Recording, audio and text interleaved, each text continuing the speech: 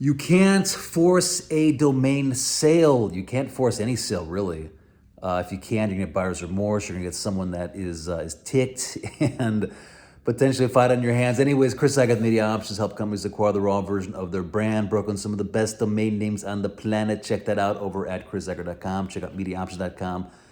Check out my podcast, over 1,000 podcasts.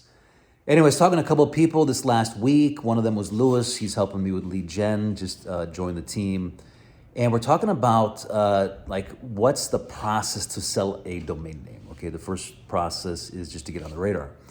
My view of selling is kind of threefold. It's worldview, self-view, roadmap. Worldview being when you come in contact with someone, what is the worldview they have of your product?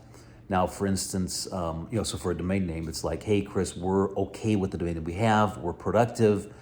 We just don't need it. We're not interested. Now, my worldview is that it's the biggest risk and opportunity that you have to scale. Okay, and I've seen that in selling like lots of domain names. We did $100 million last year, I believe. It's the biggest risk and opportunity. That's why I wrote the book, DomainNameBrokerSecrets.com. Check it out, download it. It goes over the 7 dimensions, right? Global positioning, industry positioning, all these factors that come back to a return on investment and the ability to higher conversions, trust. That's my view, okay? Their view is it doesn't matter. Now, no sale can take place until they see my worldview, right? No sale can take place, especially at the value, right? They might come and say, hey, Chris, we'll give you $50. It's like, nah, I'd probably buy it myself for 100,000, okay, or 50,000 or 35,000. It doesn't matter, whatever the domain is. And what I see is that sometimes like people just try to force it. It's like, hey, you don't understand. You're losing on your emails. They're going to kill you. They're going to do this and that, and that's good in one sense because you have to break their worldview. You got to show them, hey, what you believe is just not true. And many times they don't. Companies don't see this until they go into, let's say, a board of directors meeting or they go and talk to their investors, and they say, hey, this domain's available. What do you think? And the investor's like, are you kidding me? You need to buy that. Like this is. It's an asset, okay? My view on domains is your domain equals your brand equity, okay? It's a function of brand equity, which is trust and leadership and loyalty and long-term customers, creating an effortless path for your brand. But you can't force it.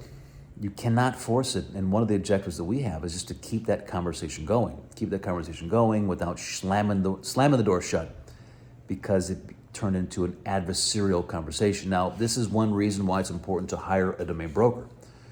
Because as an owner, sometimes like you are super close to your domain name, and you might hear stories out there where people are just like, hey, screw you, get lost, you're never gonna get this, and the sale goes through, but that just doesn't happen very often.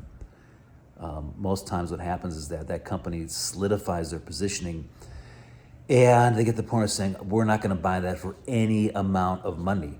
Okay, that's what you want to avoid in this situation. And so think about how you're communicating. You're trying to sell domain name. I mean, this really goes over to any product.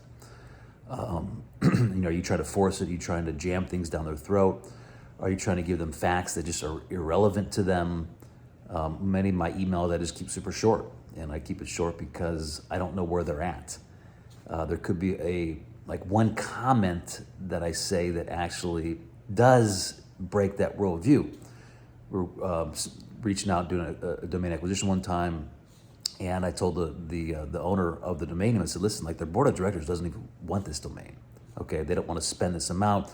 The founder went to bat for it, but easily this offer to be off the table is going to kill the deal. Now, that one conversation was important because they had just been through another negotiation and were on the 99-yard line, and the deal was killed because of the board of directors. And so he had this frame of mind to say, wow, that happened to me here. I don't want that to happen again. Let's get this deal done quickly. And we got the deal done and got across the finish line, and it was a very good sale in the healthy 6 figures. So think about that when you're negotiating. Think about how you're trying to educate and break this worldview. It's worldview, how they think of domains, and its self-view. Do I believe that I can do it? And do I believe that if I bought this asset, I would be able to produce the return on investment that this asset is worth? And it's interesting because many times, founders know it, startups know it, companies know it, marketing managers, they understand, hey, we need this, but they don't believe that they can actually, or believe in their product, believe in the long-term viability of what they're building, that they take it down. They put the money down and invest in it. And that's why I say, like, domain names are status, it's not vanity. It's status in the sense that a founder in a company that owns the raw version, that makes the investment in this asset, they're telling the world, they're telling investors, they're telling their customers, hey, we're all in. We believe in what we're building to such an extent that we bought the raw version of our brand, and we're investing in making our everything that we do excellent, effortless. You can trust us because we're going to be here for the long term. And so it's status, it's not vanity. Anyways, think about how you're negotiating. Think about how you're reaching out. Think about how you're keeping that conversation going. You can't force it. You can educate, and you want to keep it on their radar as long as you can. Just keep that conversation flowing, because you'd be surprised that it's just timing. A lot of times it's timing. Like, they go into a meeting, they come back out, and they say, "Yeah, you're right. We need this. Here's the offer. We're going to step up to the plate and take it home." Anyway, share this up if you found value in it, and go and make sure you download my book, DomainNameBrokerSecrets.com.